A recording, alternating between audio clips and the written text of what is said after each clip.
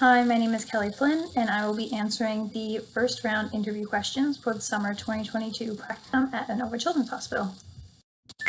So question number 1, when I was looking for practicum placements, I was looking for ones that did not require students to be affiliated with a university because I completed my undergraduate degree, so I'm not affiliated with the school.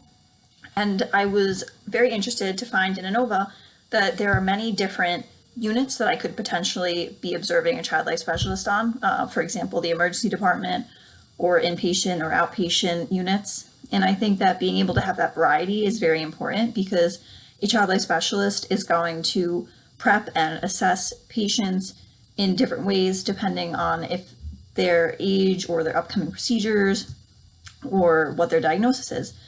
So I think that being able to have that variety is extremely important. And I was also very interested to find out that Inova has an outdoor playground, which I think is so important for children who are in the hospital and inside all day to be able to have the option to go outdoors and play and get fresh air if they wanted to. Question 2. Over the summer, I had worked at summer camp and I had one child who I had a close relationship with as well as the parents. This child then became one of my students at nursery school. And we had parent-teacher conferences in the fall where we had talked about this child with the parents and the negative behaviors that he had began exhibiting during the school day and in the classroom. And so we had talked with the parents about it, and my lead teacher had led the conversation on what we were observing and what we as a team were doing to accommodate and help the child throughout the day. The parents began questioning what she was saying and then began turning to me for answers to either confirm or deny what my teacher was saying, which is when it became uncomfortable for me because I felt that they were overstepping and questioning what my teacher was saying. So I had handled the situation by letting them know that camp and school are two very different settings and environments, and that while he did have more positive behaviors during camp, during school he did have these negative behaviors that we were talking about. Question 3. Common fears children and teens may have coming into the hospital can be being poked by needles, being in pain, and maybe even death. And child life specialists can help navigate these fears and emotions with the patients through play, preparation, and being honest. Through play, they can help the child express what they're feeling and help work through those emotions. And through preparation, the child life specialist can help prepare the child before any upcoming procedures so that they're not scared for what's to come and they can take the time to process what will be happening. And being honest is very important because it can help build that trusting relationship between the patient and the child life specialist, which is so important to be able to have someone to trust.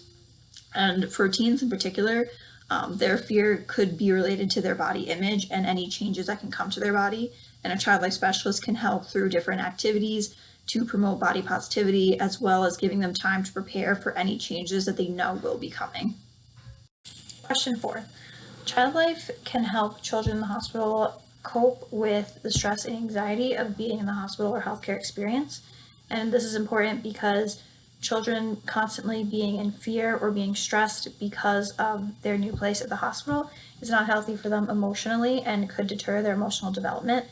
And another goal of child life in the hospital is to help promote the normal development of children. This is important because their development can be deterred or can regress while they're in the hospital, whether that be physically, cognitively, emotionally. And being able to promote this during their hospital stay is important because children can be in the hospital for weeks or months at a time. And being able to support not only the child, but also their family during the hospital stay is important because the family is also feeling the stress and anxiety of the unknown, the unexpected, and having to watch their child or sibling go through this experience is tough for them as well as a child. Question 5. Appropriate toys could be coloring, whether it be a free draw or a coloring book, Legos, or dolls. So all 3 of these options can help build rapport with the child while the child life specialist is coloring or playing with them. And Legos and coloring specifically can help build on the child's fine motor skills.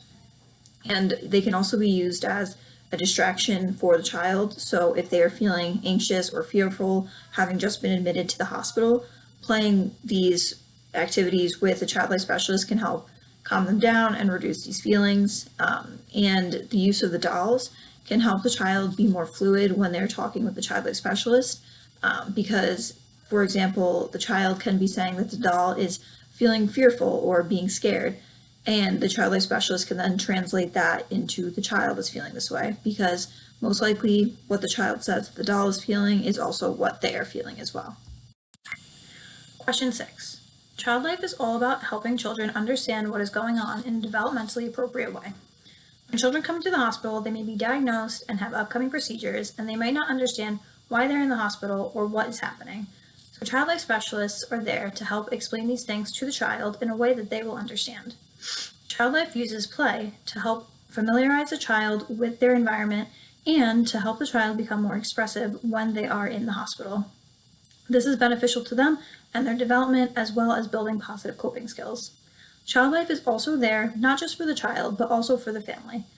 Child life is a huge support system for these children and families in hospitals because they are also scared. They also are unprepared. There's so much uncertainty, and child life is there to support them and give them resources and help them in any way that they can to make this experience more comfortable for them. Question 7. Child life specialists can start by introducing themselves and explaining what their job is in the hospital. They can also give parents any information that they might know in order to relieve any stress or anxiety about what's going to be happening in the coming hours. Child life specialists can also explain to the parents what their role can be during their child's hospital stay in order to help them feel more involved and to give them a sense of control in a situation that they no longer have much control over. If there are any siblings present, child life specialists can help assist with this. They can help explain to the child what is going on with their sibling, and this can relieve the parent's stress about having to explain it to them themselves. Child life specialists can also take the sibling off the parent's hands for a little while in order to help the parents deal with their emotions about their child who had just been admitted to the hospital. Parents can feel comfortable knowing that child life specialists are there to help them and to support them and advocate for them and their child during their hospital stay. Question 8. When working with children, it's always extremely important to have patience. I have learned over my many years of experience working with kids that having patience is one of my number one priorities. Whether it's working with children who are in typical situations or stressful situations, children all develop at different levels, and understanding this will help build your patience. When you're working with kids, not getting frustrated or overwhelmed is difficult, but if you're all feeling this way, then you can always step out of the room and take a breath and take a moment to yourself and think before you're responding to the child. By doing this, you're helping yourself utilize different strategies that can help build your patience and can help you positively respond to a child. You can also use different strategies when working with specific children that will be beneficial to them and helping them succeed. Question 9. I think a difficult aspect of this field is burnout and not recognizing the signs of it. Self-care is extremely important for mental health, but especially for healthcare workers, as they have been the center of the pandemic. Even before the pandemic, they had a high rate of burnout due to the stress of their jobs and not being able to have the time to care for themselves. Being able to recognize the signs of burnout is extremely important, and also having someone to talk to about your everyday feelings can help. Child life specialists can struggle with burnout because they are constantly supposed to be the fun and enthusiastic and encouraging person in a child's life when they're going through a hospital stay, and this can easily leave someone feeling exhausted if they do not have the time and take the time to care for themselves. Question 10. I consider 3 of my strengths to be having patience, creativity, and working with not just the child, but their families as well. Some of my areas that I need to improve upon, I believe, are explaining things to children in a way that they can better understand, being able to say no, and also not focusing so much on the little things when I'm working on projects. I realized during school that there are times when I will explain concepts to students and they will come back to me asking questions because I didn't explain it properly in a way that they can understand. I also realize that there are a lot of times when I say yes, even though I have a lot on my plate, and this causes me some stress that is not necessary if I were just able to say no. And also I realized that when I am working on projects, sometimes I focus too much on the little things instead of focusing on the main point of the project and making sure that the whole thing makes sense.